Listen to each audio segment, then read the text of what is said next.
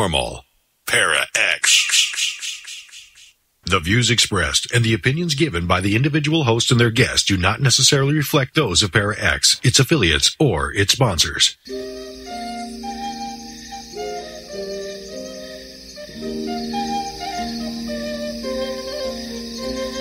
the circle be open but unbroken. May the peace of the goddess be ever in your heart. Merry meet and merry part, and merry meet again. May the circle be open but unbroken. May the peace of the goddess be ever in your heart. Merry meet and merry part, and merry meet again.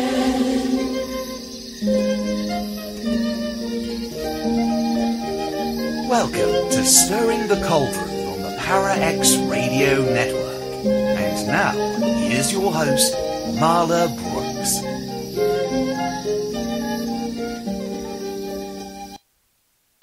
Merry meet everybody, and welcome to Stirring the Cauldron. Tonight we're going to be talking about energy magic of the vampire with my guest Don Webb.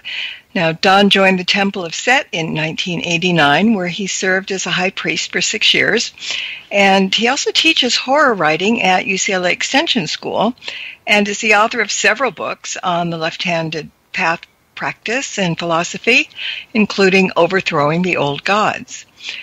If you're listening to the show live, questions and comments from the chat room are always welcome.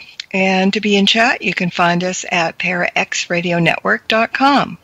Don, hi, and thanks for joining us tonight. Thank you so much for having me. It was a wonderful show. Oh, thanks. And this is going to be a wonderful show too. One of the wonderful shows, because it's something new, something really eye-opening and thought-provoking. And let's start out. I mean, you're the master, a master of the Order of the Vampire within the Temple of Set. And for those who may not be familiar with the temple, can you tell us a little bit about it?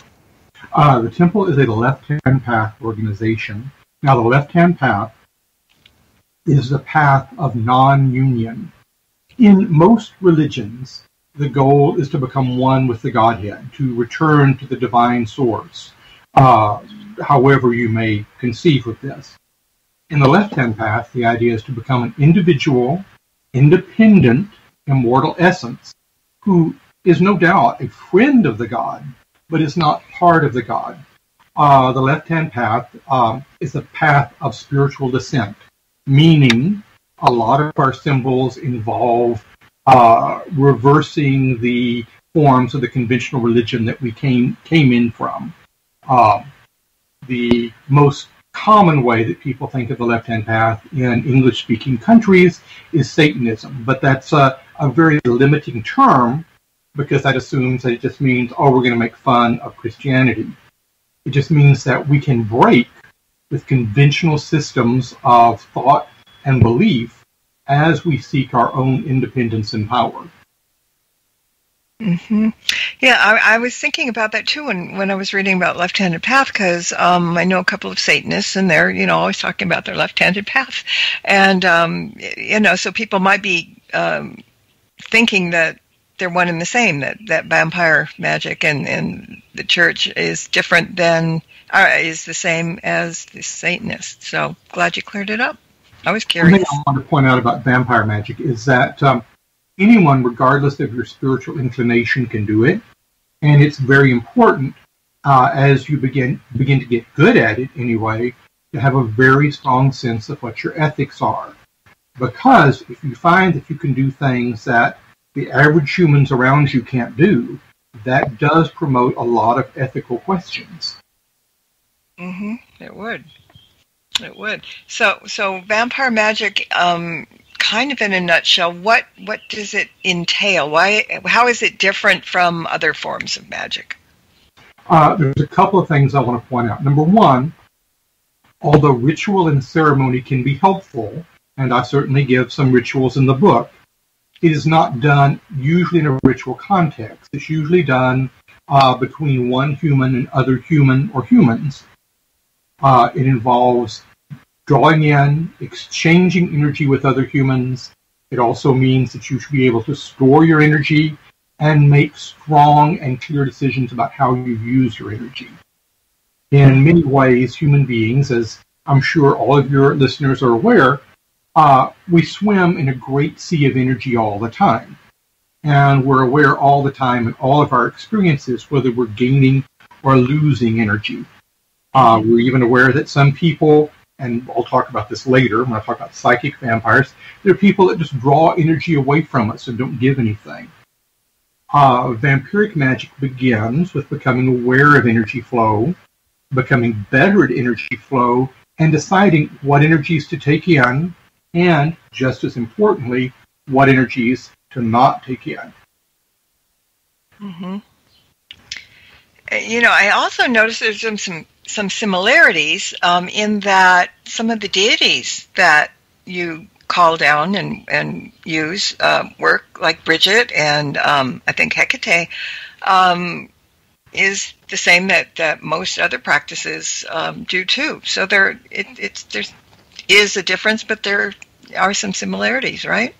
Well, there's definitely similarities in that these archetypes that appeal to people that begin to seek their own path are both dark and light, often deal with ecstasy. I mean, Bridget is the perfect example of the ecstatic goddess, and she can draw her energy from warfare or poetry or sex.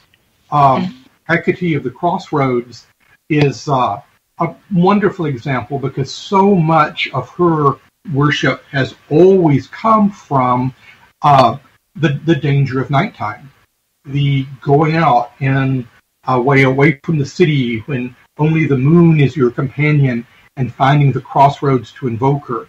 That requires a lot of bravery, and it's very emotional. Mm-hmm. Yeah. I think it's just a whole thing that we're all different, but we're all the same, in a sense. In not necessarily in belief systems, but in belief in what we're doing and how we're doing it, and it overlaps, I think, at times. So, there isn't that, I don't think there's that big great wall in between us as much as some people might think. I would agree. I think that one of the most important things is to look at commonalities in spiritual and magical practice. That doesn't mean that you're going to say, all right, I'm going to do everything that this person does, or that they should do what I do. I really hate the idea of converting someone. But it does mean that we should be aware that we all have similar deep goals. We all love our families. We all have a love for the natural world around us. We're all quite confused at ourselves because one of the things that society does, it takes away a lot of personal knowledge. And the first thing in any path, whether you're a Wiccan, whether you're a Thelemite, whether you're a Setian, the first thing involved is finding out who you are, and then what the cosmos is, and then finally, how do those pieces fit together? Mm-hmm. So what led you to the left-hand path? What, before you got there, where were you? Well, for many years, I had been a practitioner of sort of loosely defined neo-shamanic magic. Like many people that grew up in the 70s and 80s, I was vastly influenced by the novels of Carlos Castaneda, which I read, of course, at the time as being nonfiction books. And I had a vague sense of drawing energy from and interacting with the natural world. But it never became a particularly evolved practice. And what led me into the left-hand path was an unusual route. Way back in 1988, I had received, I'm a science fiction and horror writer, as you had mentioned. I had received an invitation to write a short story for an anthology about the Salem witch trials. Mm-hmm. And, they contacted me and they said, what do you know about the Salem witch trials? And like any writer, immediately I said, oh, I'm an expert. And of course went the next day to the library, because in those days you actually went places to get information. Mm-hmm. And so I had been researching for a day the Salem witch trials, and I made a schema for myself that showed how the witch trials progressed. How it began with these sort of vague accusations, how at one point people were saying dreams are valid evidence, hysteria, why most of the people that were accused were women, and usually women with large estates that could be taken over by the witch court, oftentimes not mentioned. And so I made a timeline, and I wrote it down, and I had worked, hard all day, and it was near Halloween. And I said, I've worked enough today. And I turned on the TV, and it was Geraldo Rivera's special, Satanism in America. Oh, very dramatic. There was this huge, swirling black Baphomet that jumped out of the screen, and there was, swirling noise. We turned on, and there were a series of so-called experts speaking on Satanism, saying all these outlandish urban folktales. Mm-hmm. And I picked up my my timeline since it was sitting next to me, and I got a flare pen, and I started marking off, hey, that happened. So I filled out this entire timeline and said, hey, all this is still going on 300 years later. Boy, we have not learned anything as a species. Mm-hmm. And I was about to leave the show when this one enormous occult expert, I get this guy weighed about 400 pounds on the hoof, said, Geraldo, you would not believe the amount of blood these people use in their ceremonies. Gallons and gallons of blood. But I have located the name of every single Satanist in America. And then one of the guests, in a very calm voice, said, well, as a law officer, why aren't you arresting them? And immediately, of course, the guy had nothing to say because he had been called out. And camera cut to Geraldo, who had this look like, I don't know, that's like a reasonable question. So he cuts to a commercial immediately. Wow, that guy is amazing. And the guy was a lieutenant colonel named Michael A. Aquino.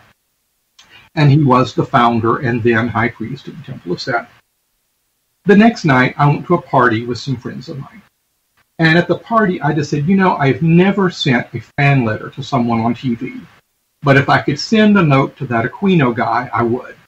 Because he put Geraldo in his place. It was the only reasonable thing said in 90 minutes of TV. Mm-hmm. One person at the party really gave me the stink eye. And I thought, oh no, I've offended her in some way.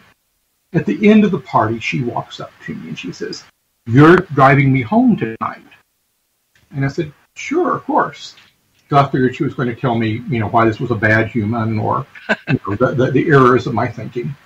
We get out in the car, and she says to me, do you really want to send a letter to Dr. Aquino? And I was really surprised at the word doctor because it had not been used in the broadcast. Mm-hmm. Yeah. She said, well, I'm seeing him next week at the International Conclave of the Temple of Set in Toronto. I can deliver it for you. Oh. Now, this was a strange moment because all of the occultists I had met in my life up to that moment were, frankly, a couple of tacos short of a combination plate. They had to wear tons of cheap occult jewelry. All they could talk about was their occult experience, and they usually didn't have a good job, and oftentimes kind of smelled of patchouli. Mm-hmm. And someone that had a really good job, and she was really smart, and her husband was a professor at the University of Texas. And I said, yeah, that would be great. And so I went home and I wrote a letter. And I complimented him on putting Geraldo in his place. And then I wrote at the very end, I said, I have looked at what I could find about the Temple of Set. There's not much information out there. And you say you're a group that promotes individuality. I don't understand how a group can promote individualism. That seems to be an inherent paradox. And I sent the letter off. And then I got back a letter from Dr. Aquino in a couple of weeks, printed on his green beret stationery. And, he thanked me for his letter. And he said, at the very end of the letter, just tossed off the line, says, we haven't understood the individual group thing ourselves. Maybe you should join and explain it to us. Mm. Which I thought was was just a really, flippant remark. Mm-hmm. But it somehow intrigued me in a different way. It wasn't we're the one true path, you should join us, I see that you're one of us, or, any of those kind of con jobs. You're an old soul and you belong here. Mm-hmm. And so with great hesitancy, because at that time we were the beginning of what America called the Satanic Panic, and Mm-hmm. people were looking at satanic groups with really critical eyes, as a lot of urban folklore formerly attached to witchcraft was now attached to Satanism. But I sent off my membership and I joined. And I received their introductory packet, and I read their philosophy, and I looked at their reading list, which in those days I think was about 300 volumes, and saw things like the collected works of Plato. This is not the average occult organization. And I began writing, I began acting in, learning to do ritual, learning the methodology. And within 7 years, I was the next high priest. I was Dr. Quino's successor. Wow. It was a case of finding the language that I need. One of the things that, and I'm sure your listeners have had this experience, when you reach the right level of development, the correct teacher will appear. Mm-hmm. That person shouldn't ask anything of you other than just saying, work hard, and here's a language system you can work in. And Mm-hmm. you usually know pretty soon, is this the place I want to be? So that was how I came to the left-hand path, and in particular into the Temple of Set. Oh, you were supposed to be there. I mean, some people would join and not move up and up and up and up, and, you did. And that means you were in the right place. Absolutely. I think so. So how does the left-hand path differ in the 21st century than in years gone by? Because, all paths change according to the times. And so has it been different maybe from 20, 30 years ago until now? Absolutely. I've seen two major changes. Number one, 30 years ago, a large number of people that sought us out needed therapy for some bad experience they had had in a Christian faith, usually a fundamentalist faith. And it was very liberating for them to make fun of that. And very healing for them. But they weren't truly seeking any form of self-development other than that. They would come in, they would stay a few years, they would leave. Now it tends to be a little bit more serious seekers, probably because there's a lot more information about us out in the world. Mm-hmm. The second thing is there's a normal maturation of what's called a new religion. When new religious movements start, a lot of the members tend to be people who are not well socially integrated. They tend to be people who don't have a college education, who are running their own business, who have a strong independent streak, and are very willing to try new things.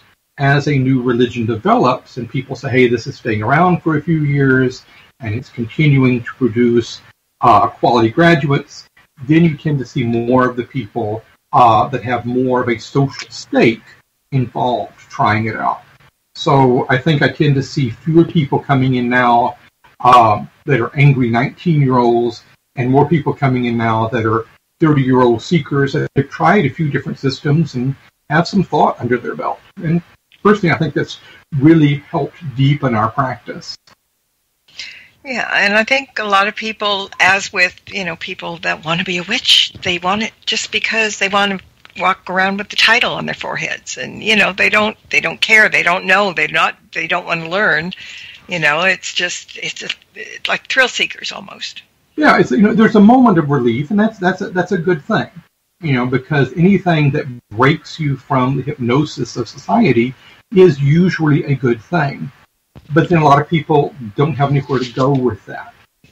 That's like someone that says, my quest is personal immortality. But if they're confronted with a Sunday rainy afternoon, they don't know what to do with themselves.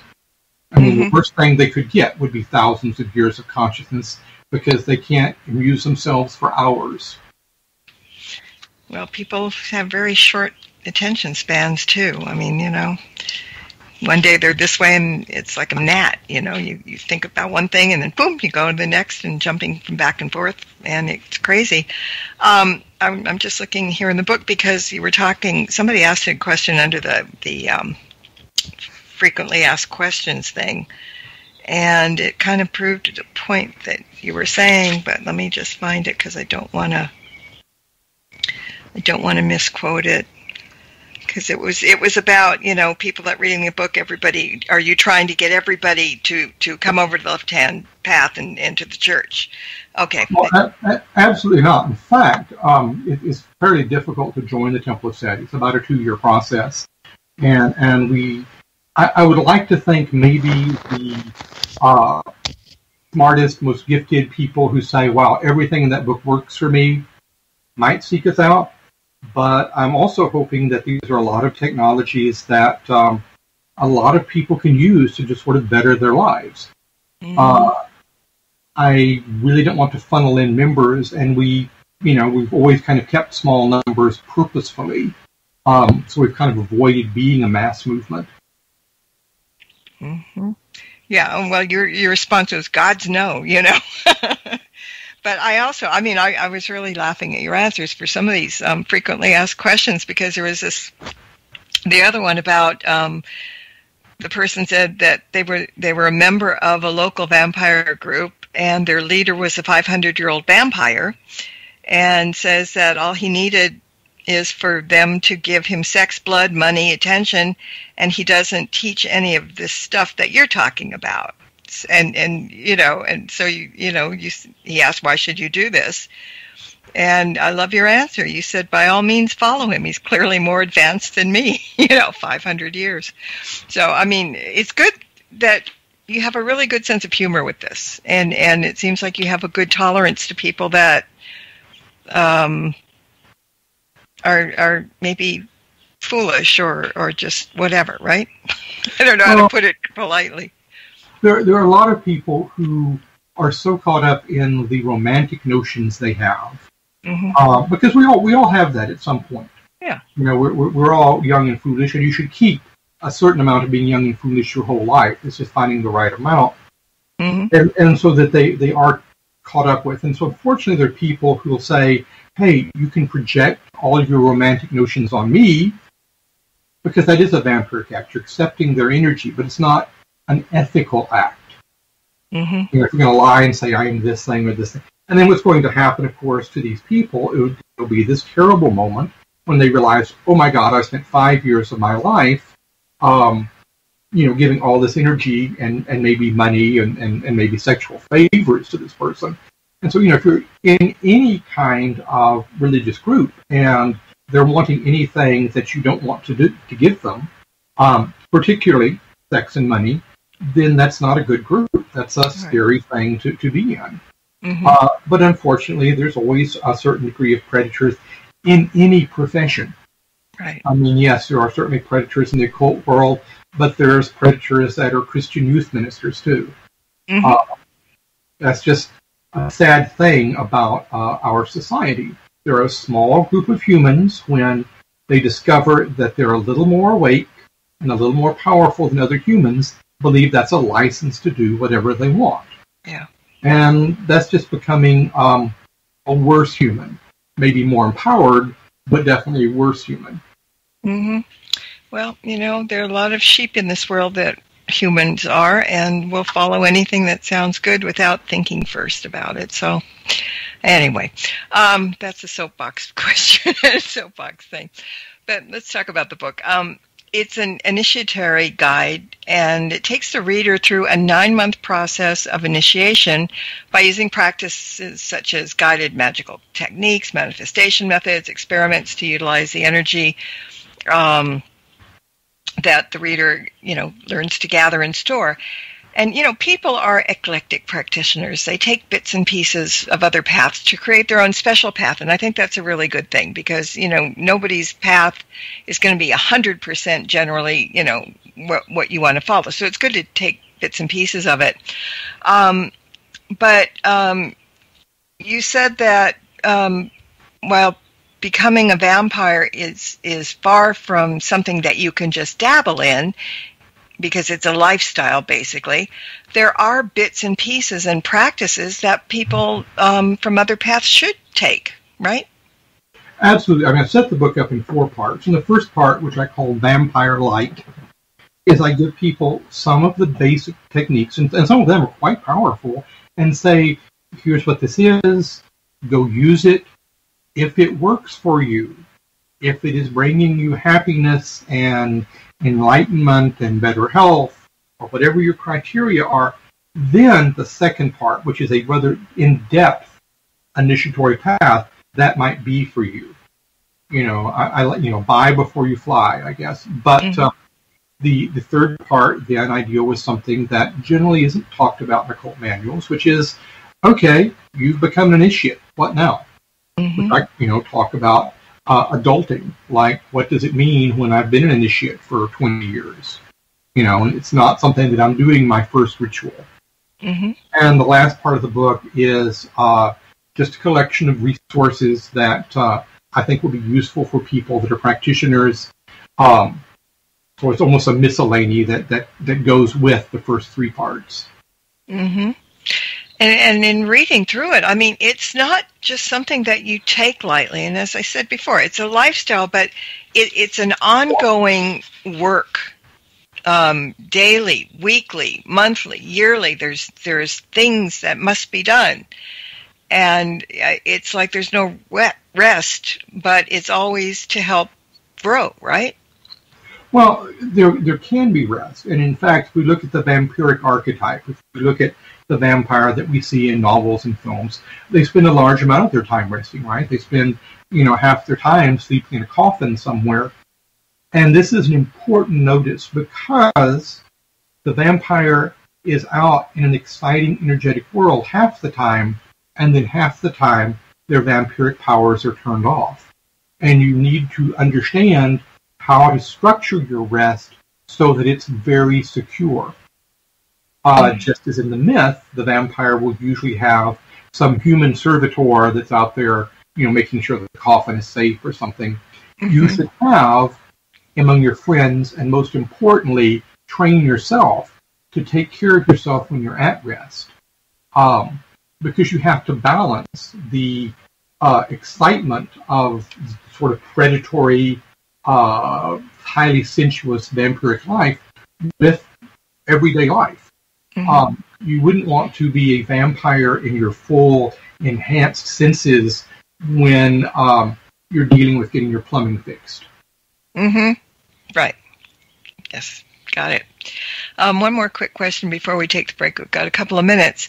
There was a chat room question that said, what's the difference between the spelling of the word vampire in your book cover, which is with a Y instead of the I? And that's a good question because I was also thinking that we should quickly go through the neck-biting, blood-sucking stereotype and explain that that's not what you're all about. I chose that for a couple of reasons. One, of course, the first vampire novel in English by Dr. John Polidori used that spelling, so it has a great piece of tradition. But I do want to emphasize that, no, we're not blood-drinking, coffin-sleeping, crucifix-fearing creatures. And in fact, the odd spelling is beginning to point out you have to be conscious while you're doing this. There are people in the world that are totally unconsciously vampiric. They're psychic vampires. You've met these people. You spend 10 minutes with them, you feel about a quart low. Yep. But they're not making a conscious choice to be that way. They don't walk away saying, ha, I've got something. They're just the walking wounded. Yeah. Whereas the vampire has made a conscious choice, so I use the somewhat more romantic spelling with a Y. Yeah, I've always liked that. I mean, it just reminds me of ye old English, and But, I'm sure that when people see this book right off the bat, and that's why I wanted to bring it up, it's not Count Dracula. Vampire, it's a whole different thing. But it's like, the same thing witches go through. We eat little children and we cackle all day around the cauldron and, all that stuff. So people need to be enlightened about stereotypes, because they usually don't fit. Or they're partially fit, but they're not really totally correct. It's just, you have to learn and ask questions to get to the base of what you really want to know, right? No, a person is not his or her mask. Mm-hmm. And you need to know why you use a mask as a tool. Yeah. Or the mask is using you. Well, either, yeah. If you let it certainly will. All right. Well, we're going to take a break. And when we come back, we're going to be talking about energy, methods of gathering it, and a whole lot more. So everybody stay with us, and we'll be back in about 2 minutes. Don't go away. There's more Stirring the Cauldron with Marla Brooks right after these important messages.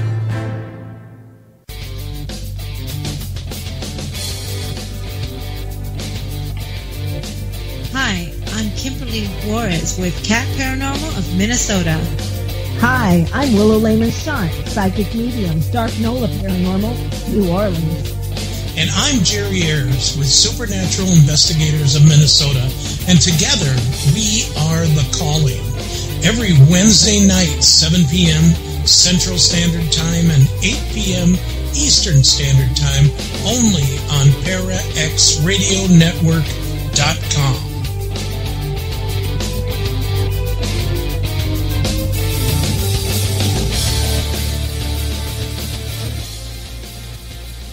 Hi, this is Marla Brooks from Stirring the Cauldron. Thursdays are a great night on the ParaX Radio Network. On the first and third Thursdays of the month at 8 p.m., it's Tango and Friends, hosted by Bruce Tango. And on the alternate Thursdays at 8 p.m., tune in to Stirring the Cauldron, the Archive podcast. Every week at 9 p.m. Eastern, join me on Stirring the Cauldron Live. And then at 10 p.m., stick around for New Aeon Now with Lily Alley, Davron Michaels, and Christine Matza. Finally, to round out the night, join Dr. Kelly Renee Schutz on the Paranormal Encounters podcast. All this every Thursday, right here on ParaX. Missed an episode of Stirring the Cauldron? Then be sure to check out marlabrooks.com and check out the archive. And while you're there, check out Marla's weekly Witches Oracle card reading. Explore the site to find many great resources, such as information on tarot, oracle readings, metaphysical consultations, and links to all of Marla's books. That's marlabrooks.com. Welcome back to Stirring the Cauldron. Once again, here's your host, Marla Brooks.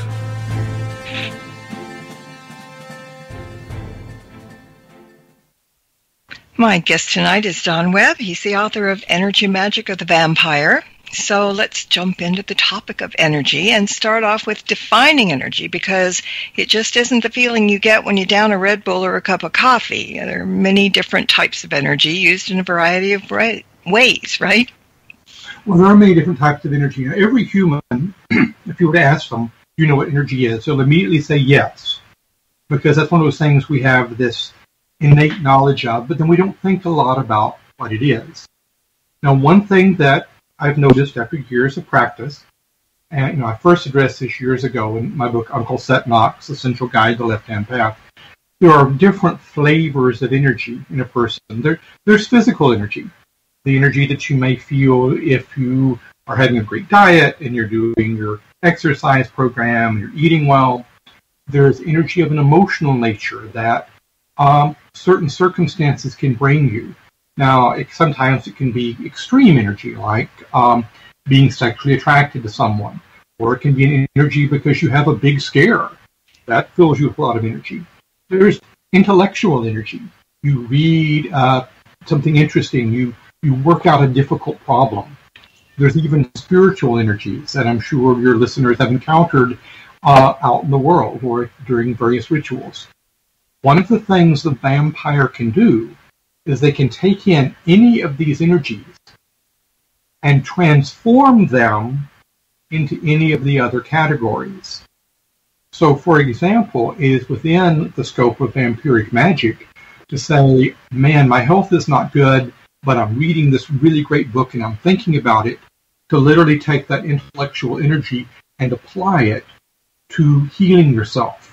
The vampire becomes aware of the different energies flowing through his or her body and can decide where those go. Now, as humans, we are trained by society to do certain things with our energy. We have a lot of social programming. Now, some of that is very good. I like the fact that everybody I meet on the street has been trained to stop at a stop sign. That is a good thing. But there's other ways we've been trained to deal with our energy that has nothing to do with us. For example, if I were to sing, hum, I guess, the McDonald's theme song, you would immediately think of McDonald's. Wow, the McDonald's Corporation has real estate in your brain. That's a big deal. Yeah. Now, there's a lot of energy that we're forced, and it's easy to manipulate energy. As we've seen in the last, say, 6-7 years of American politics have descended to a level of high emotion, where whatever your point of view is, I can say just a few words, and I can make you suddenly very angry, or I can make you suddenly extremely happy. Wow.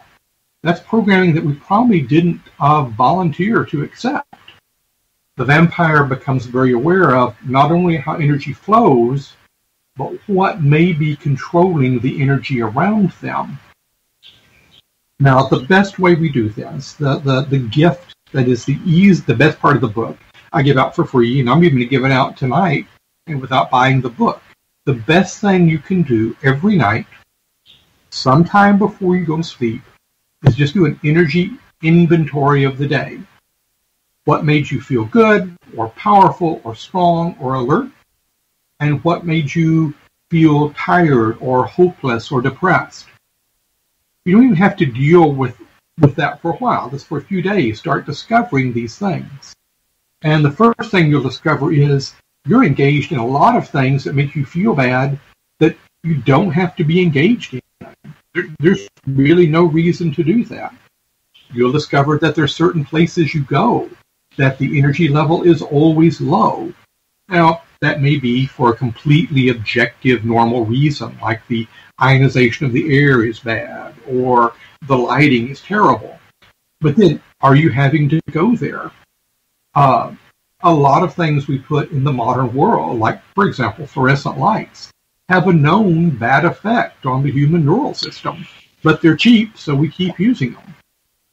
But that doesn't mean you have to go and expose yourself. And you'll discover who brings you joy and who drains your energy. And you might just ask yourself, why am I not spending more time with the people that bring me joy? Mm-hmm. That makes good sense. The other thing that really is interesting to me, and I want to talk about it, is gathering energy and the fact that we can store it in the body, in artifacts, in talisman, and in groups of people, egregores. I think there are various ways people use energy, as creating energy balls, for example, but rather than store it, they make it happen and then they use it right away. So can you talk about some of the gathering methods and then how to store some of it?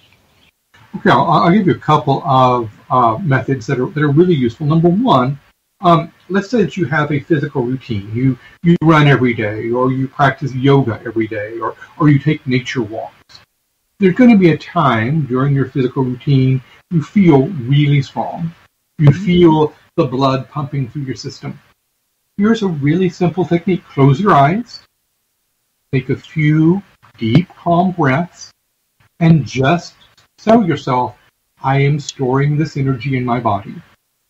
It seems to be a subjective statement, but you will discover, if you practice this even for a week, suddenly you can get that second wind that people need, in the afternoon when usually they go off and pour caffeine into themselves. But that's a really simple thing, but it makes you aware of the fact the energy is not necessarily something that's temporary in your body. Now, on a deeper level, storing energy in an artifact. If you're going through something really meaningful in your life, it's a great time to journal or to do art or to make a record that can come back to you and give you that energy back. Here's something that every human has going on. At some point in our lives, we become sexually aware and sexually active. How much active, I'm not going to go into that. Maybe a little, maybe a lot. But during that time, all these things in life seem so sweet. The songs on the radio, the TV shows we're watching, the clothes we're wearing. Guess what? You have imparted energy to all of those things. And you can, in fact, go and get the songs of your late teenage years and play them and feel better. You did that without any training at all, because it's a normal human function. The vampire just kicks that up a notch. A lot of vampires know the importance of vampiric jewelry. Now, it shouldn't be something that's hokey and cheesy and going to scare your friends. It doesn't have to be a silver bat on a chain.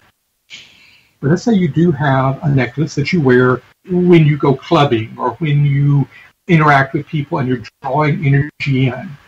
That can become a talisman. At the end of the night, put it in your left hand, feel the energy going into it. It's a battery. And you may need that sometime when you're doing a particularly important piece of work or you're sending a really deep wish out into the world.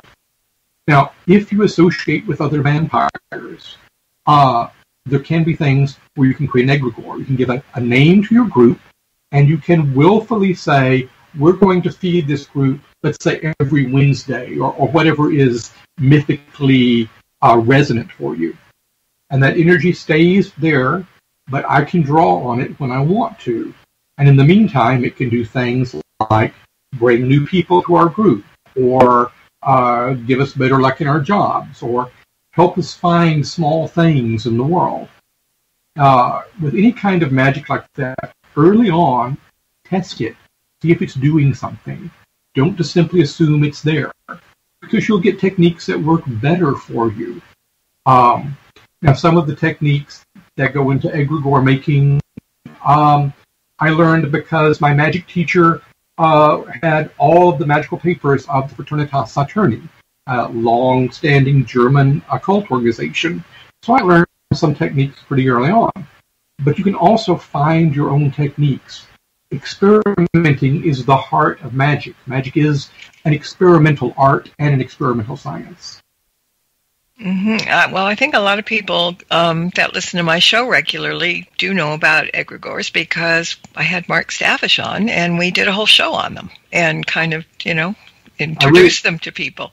No, I really like Mark. Mark is, although we differ in a lot of political views, Mark is unfailingly a cordial gentleman and is deeply, deeply knowledgeable.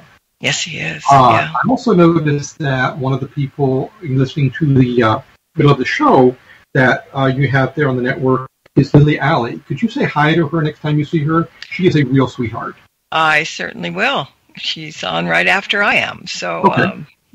I will pass it on tonight, actually. Okay, so the other thing, one of the vampiric precepts is it says it's better to exchange energy than merely take it. Can you elaborate on that? Absolutely, and I'm glad you asked about that one. You see, the vampire should not be a simple predator going out and stealing energy where he or she may. Okay, you can do that to protect yourself. That's great. You can do that if you have health needs or whatever. Fine, good. But the best thing you can do is find someone else with a little bit of the vampiric gift and learn to exchange energy back and forth rapidly. Now, you've already had this happen in your life. You know someone that if you go spend an hour with them, you both walk away with more energy. You have that friend that you know when you are down in the dumps. If I call him or her, or we go out for coffee, we both feel better, our luck improves. That's a vampiric exchange. You have both passed energy to each other. You've used your own filtering, refining, exalting system, and you give it back freely. The vampire just becomes more aware of this process and can do it at will. The vampire then always seems to be charming or seductive or mysterious. And because of that, nice things happen to them. I'll give you a really minor example of vampiric power. A few weeks ago, I was on a panel with three other writers. With three other writers. Two of them were much better known, much more famous guys than me. And then one of them was this younger writer, and she was drop dead gorgeous. Mm-hmm. All talking, and it was a hot room. The AC wasn't working well. Somebody got up, went and got a glass of ice water, brought it to me. Not one of my fans, not someone I knew, but because my vampiric presence was actually working on them. Because the thing you would think is they're going to go to the famous person, or they're going to go to the really attractive person. The vampiric presence exchanges energy with everybody. And then I had a moment of exchange as I took the water from my hand and I gave them a vampiric glance. And suddenly they also felt this little wave of energy. Now, they had no idea they were part of an occult operation. In fact, that might even scare the hell out of them. So we just go around telling people, hey, I'm putting the Wuji on you. But it's a really useful way to know when and where to exchange energy. Mm-hmm. And I was going to ask you about the vampire gaze that I was reading about in the book. It sounded really nice. It sounded interesting. Talk about it. The gaze is the easiest way to gain energy. It's largely just holding someone's eye contact. Here's the simplest way. When you're talking to someone that you want to have exchange with, do the following. Look away for a moment, 2 seconds. Close your eyes. Picture a horned crescent moon extending through your head. And the reason you do that is by picturing this, your irises are going to get larger. And that's a sign that you're aroused or interested. Look back at the person, look directly at them, and now your eyes have a little shine, so they're going to look, because they don't understand what's going on, but they're getting the cue, hey, this person's turned on by me. And then match their breathing. Just go in sync with their breathing. Suddenly, that sends a deep message to the other person that they're in total rapport with you. And that will cause them to unlock their own energy sources. It will cause them to drop their defenses. And at that moment, because you're willing this encounter, both you and they feel better. If they're particularly sensitive, it even feels seductive or warm. Or if you're an old fart like me, you just suddenly seem to be a charming old man. Mm. Okay, I've got 2 questions from the chat room, and I think one kind of piggybacks the other. What is the distance that energy can be exchanged? And the second question is, can you distance transmission like with Reiki? Yes, of course, we're both. Now, the distance that energy can be exchanged depends on your intimacy and familiarity with the person that you're having an exchange with. My mentor in the Order of the Vampire was the Grand Master of the Order, Lilith Aquino. And Lilith Aquino and I could have a phone call tonight, even though she's in San Francisco and I'm here in slightly stormy Austin. And immediately that exchange will start. I couldn't, however, just pick a random person in San Francisco and say, okay, you and I are going to exchange energy. It is based on either proximity, they're in the same room with you, or intimacy. They have some ties with you. And yes, you can, in fact, direct energy flow into various places. I do have a friend in the order who is a professional masseuse, and he can lay his hand on your back, and you will feel every single muscle relax. Mm-hmm. Because he has learned to connect that. In fact, he does have a Reiki practice, so he's connected these 2 techniques into one. That's a really sharp question, whoever asked that. Mm-hmm. We have a sharp chat room. We really do. I'm very grateful for that. All right. So how important is magic in your practice? Because I was reading that it is important, and also I was reading about the color and flavors of magic, and that was really interesting. Well, magic is the art of changing your subjective universe, what's inside you, so deeply it causes a proportional change in the outside universe. Now, any act can be magical once you've learned how to do magic. It does not have to be done through incantations and side rituals and burning the right incense at the right time. Those things are training wheels. And they're really good at one point. You can't start without them. But you want to be able to perform a magical working while you're riding in a bus downtown, because you've learned how to change what's going on in your own universe. Now, there's a lot of ideas about magic, and you hear the terminology white and black magic. Usually it's determined that white magic is good, like us, and black magic is what them other people do. But white magic is a magic of submission. You find a larger body, a larger egregore, a larger deity, and you say, hey, take over. I'm giving you my energy. I just need you to handle this. Anyone can do white magic. It does not require skill. It just requires emotion. Black magic is consciously working magic on yourself to improve yourself. Now I'm going to divert to two separate categories here. And there's a lot of terminology for this, so I'm just going to use my own terminology. There's sorcery. Sorcery is I do something, it affects the world, but I don't get better. Sorcery is okay. Sorcery is great. I want to use sorcery to have good travel bookings for my next trip. Okay, so I'll write a couple of runes and burn them. Done. But I'm not changed. I have not improved. Magic is that art of improving yourself. Because if I've improved myself, better things will happen to me. Think about trying to earn someone's love through magic. I could do sorcery on them and make them think they love me. And there's any number of spells and any number of traditions that work for that. Or I could do magic on myself to make myself more desirable. Which is the better choice? And I say making myself more desirable is the better choice, because as anyone that's a magical practitioner for years knows, sometimes you'll put a love spell on someone, they will fall in love with you, and you've done a terrible thing. Yeah, absolutely terrible thing. I could literally feel your listeners nodding all through Radio Land at that moment. Yeah, exactly. Yeah, go ahead. I'm sorry, I was just looking at a question in chat because she said, I think it's about, relates to the gaze in a sense. It says, looking at a person, I tend to look at the forehead and tune into the third eye. Am I fooling myself? I could answer that yes or no.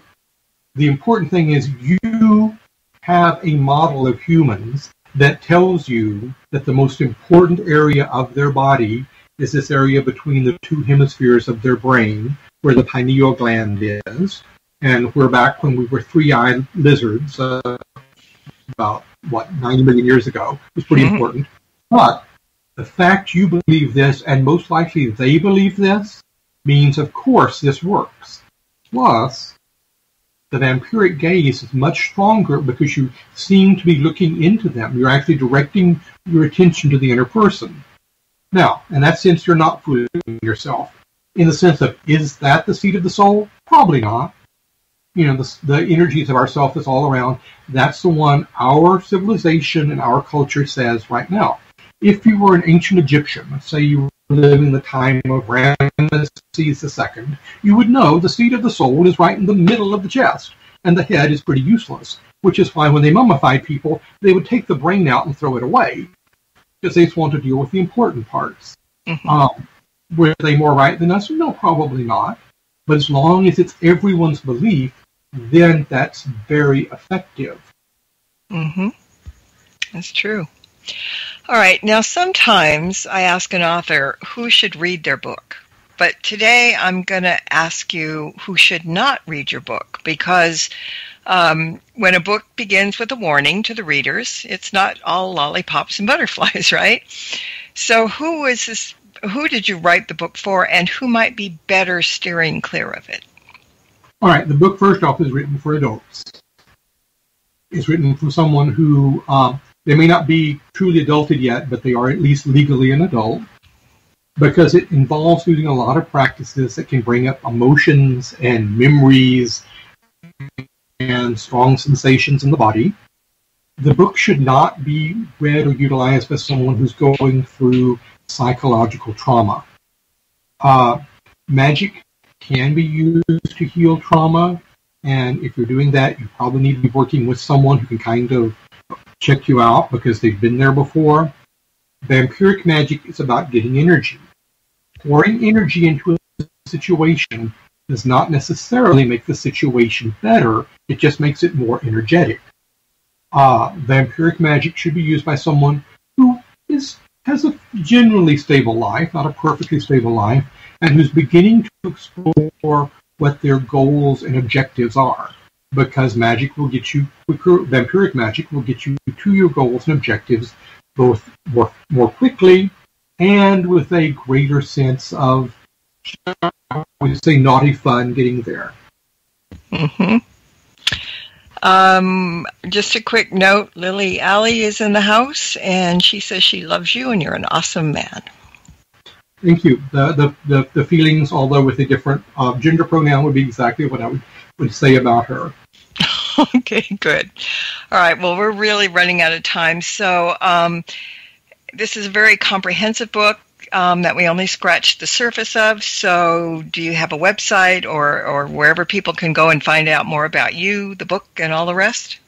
I don't have a website. I mean, I have, my Wikipedia page is what it is. I'm going to have something on the Inner Traditions book blog next week that talks about some of the techniques. So that would be the best thing. And then, of course, obviously you can get the book through Amazon. If you decide you're not interested in the occult side of vampires, I also have a collection of vampiric fiction called The Velvet of Vampires that a lot of people go and decide that's what they want to read. So I'm cool with that too. Yeah, you've written so many books. It was amazing. I kept seeing, somebody said, there's this and this and this, and then you're writing, for UCLA also. So, wow, you got a lot going on your plate. But thank you so much for joining me tonight because you saved a little room for us, and I really appreciate it. And please come back anytime you feel like you want to. Thank you so much. I've thoroughly enjoyed the program. Clearly, you have some pretty sharp listeners. So this was a really well-spent night. Well, good. I'm glad. And let's thank those listeners as well.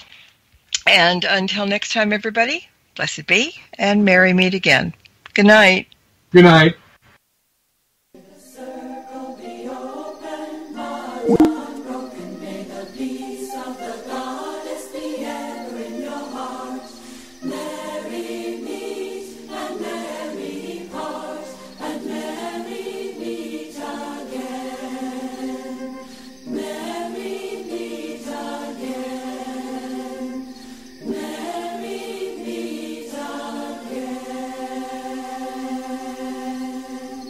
Thank you for tuning in to this episode of Stirring the Cauldron with Marla Brooks.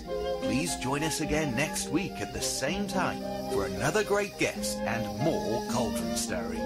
Any rebroadcast or other use of this program without explicit permission is strictly prohibited.